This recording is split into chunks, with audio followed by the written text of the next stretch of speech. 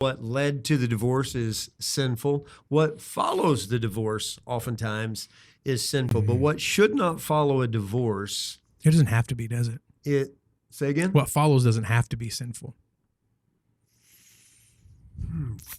Man, I feel like that's true, but I also feel like more often than not that it is. Meaning that the people I know that have been divorced, they don't know how to be single. And so the first thing they're doing is jumping back on the dating scene, and they're not looking for the most Christian person.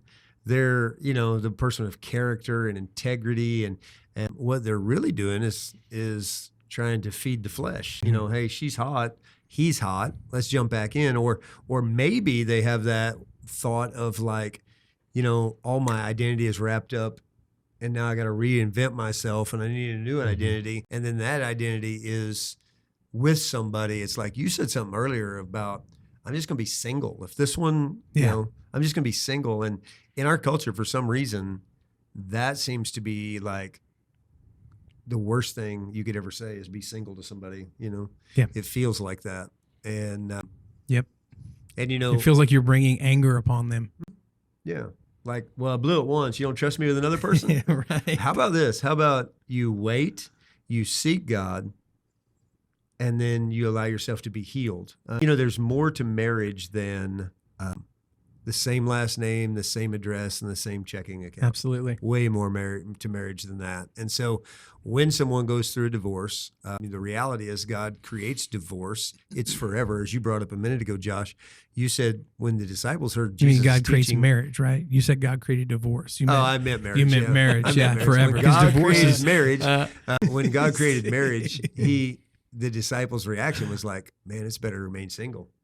It's just better to remain single because I don't know that I could do that.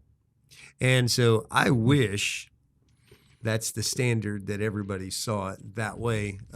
And I mean, I'll be honest. I think people get into marriage and then they get distracted with life.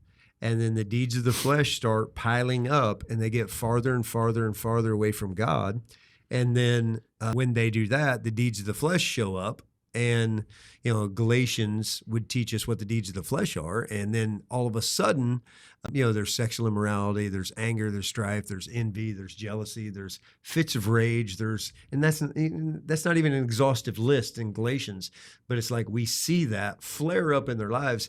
And then divorce seems to be that thing. And then when they do reach out to me as a pastor, my word is pray and wait. Pray and wait. So if you're in a violent situation, get safe. After that, pray and wait on God. And that waiting could be years. And we're an impatient people.